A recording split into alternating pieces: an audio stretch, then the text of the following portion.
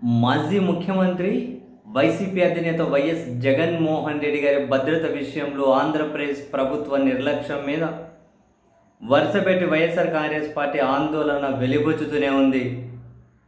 ఈ భద్రత నిర్లక్ష్యం వెనక ఏమైనా కుట్రలున్నాయా అని చెప్పి అనుమానిస్తూనే ఉన్నారు. జగన్ గారు గుంటూరుకు వెళ్ళినప్పుడు కనీసం ఒక్క పోలీసును కూడా ప్రభుత్వం కేటాయించకపోవడం, మొన్న రాప్తాడు వెళ్ళినప్పుడు ఆ హెలీప్యాడ్ దగ్గరికి మొత్తం జనమందరూ వెళ్ళిపోవడం, అసలు పోలీసుల భద్రత కల్పించకపోవడం, మళ్ళీ పైపెచ్చి జగన్ గారి భద్రత విషయంలో వీళ్ళు హీలన చేస్తూ ఉండడం, వీళ్ళు అవమానించేలా మాట్లాడుతూ ఉండడం, ఇవన్నీ కూడా వైసీపీలో అనుమానాలు పెంచుతూ ఉన్నాయి. అండ్ తాజాగా మాజీ ఇంటెలిజెన్స్ చీఫ్ ఏపీ వెంకటేశ్వరరావు గారు జగన్మోహన్ రెడ్డి గారి మీద కత్తితో దాడి చేసినటువంటి శ్రీనివాసరావు ఇంటికి వెళ్ళి చర్చలు జరిపిన తర్వాత మళ్ళీ జగన్మోహన్ రెడ్డి గారిని అంతమొందించడం కోసం వీళ్ళేవో కుట్రలు రచిస్తున్నారు అనే అనుమానాన్ని మీడియా సమావేశం నిర్వహించి మరీ వైఎస్ఆర్ కాంగ్రెస్ పార్టీలో ముఖ్య నేత గడికోట శ్రీకాంత్ రెడ్డి గారు చాలా అనుమానాలను ఆందోళన ఆయన వెలిబుచ్చారు. ఏపీ వెంకటేశ్వరరావు గారు అంటే తనను ముందు పెట్టి జగన్మోహన్ రెడ్డి గారిని అంతమొందించే ప్రయత్నాలకు, అటువంటి కుట్రలకు ఏమైనా తెరలేపుతున్నారే అనే అనుమానం మాకు కలుగుతూ ఉంది అని నేరుగానే ఆందోళన వెలిబుచ్చిన శ్రీకాంత్ రెడ్డి ఏపీ వెంకటేశ్వరరావు గారి ఆలోచనలన్నీ అనుమానాస్పదంగానే ఉన్నాయి అని చెప్పి కూడా ఆయన డైరెక్ట్ కమెంట్ చేశారు. జగన్మోహన్ రెడ్డి గారిని అంతమొందించాలి అనే నేరుగా మెడపైనే దాడి చేశారు అని చెప్పి ఎన్ఐఏ తన ఛార్జ్ షీట్లో పేర్కొంది.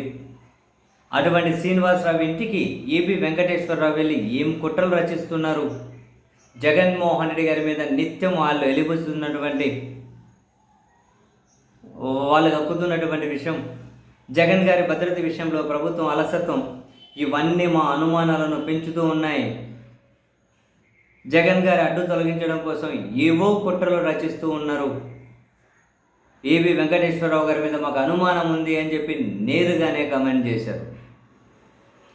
చాలా సెన్సేషన్ వైసీపీ కమెంట్స్ చేయడం. అండ్ అంతేకాదు, శ్రీకాంత్ రెడ్డి గారు అన్నారు, విశాఖ ఎయిర్పోర్ట్లో అక్కడ తెలుగుదేశం పార్టీకి సంబంధించిన నాయకుడి రెస్టారెంట్లో పనిచేసే శ్రీనివాసరావు జగన్ గారి వరకు వచ్చి ఏ విధంగా దాడి చేశారు, దీని వెనక ఎవరి ప్రోత్సాహం ఉంది, ఎవరి ప్రోద్బలం ఉంది. ఇప్పుడు ఏపీ వెంకటేశ్వరరావు వెళ్ళి శ్రీనివాసరావును కలిసి ఏం కుట్రలకు వీళ్ళు మళ్ళీ ప్రణాళిక సిద్ధం చేస్తూ ఉన్నారు. ఏపీ వెంకటేశ్వరరావు మీద ఫస్ట్ నుంచి మాకు అనుమానమే ఉంది. కొన్ని హ్యాకింగ్ పరికరాలు కొని వైసీపీ ఎమ్మెల్యేలను భయపెట్టి ప్రలోభపెట్టి ఏకంగా 23 మందిని వైసీపీ వాళ్ళ పార్టీలోకి లాగేసుకున్నారు. ఇందులో ఏపీ వెంకటేశ్వరరావుది కీలక పాత్ర. ఇప్పుడేమో ఆయన జగన్ మీద ద్వేషాన్ని ప్రదర్శిస్తూ ఉన్నారు. జగన్ మీద హత్యాయత్నం చేసినటువంటి వ్యక్తి ఇంటి దగ్గరికి వెళ్ళారు. అండ్ ప్రభుత్వం ఏమో క్షేత్రస్థాయిలో జగన్కి భద్రత ఇవ్వడం లేదు. ఇవన్నీ చుక్కలు కలుపుతూ ఉంటే మాకు చాలా అనుమానంగా ఉంది అని చెప్పి నేరుగానే శ్రీకాంత్ రెడ్డి గారు ఏపీ వెంకటేశ్వరరావు గారి పేరు ప్రస్తావించుకుంటూ మరి ఇంకొక మాట కూడా అన్నారు.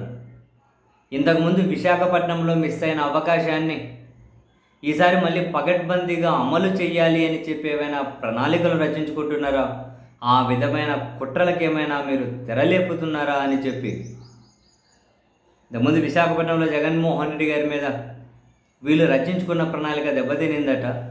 అందుకని ఈసారి మళ్ళీ ఎలాంటి కుట్రలు అమలు చేయడం కోసం వీళ్ళు ప్రణాళికలు రచించుకుంటున్నారు అనే అనుమానం అయితే మాకు కలుగుతూ ఉంది అని చెప్పి శ్రీకాంత్ రెడ్డి గారు లాంటి నేతే మీడియా సమావేశం పెట్టి మరీ ఈ విమర్శలు చేయడం మచ్ ఇంట్రెస్టింగ్. అండ్ జగన్ గారి భద్రత విషయంలో వైసీపీ ఇంత ఆందోళన చెందుతూ ఉన్న ప్రభుత్వం వైపు నుంచి కనీసం ఒక్కరి దగ్గర నుండి కూడా బాధ్యతాయుతమైన స్టేట్మెంట్ రాకపోవడం చాలా ఇంట్రెస్టింగ్.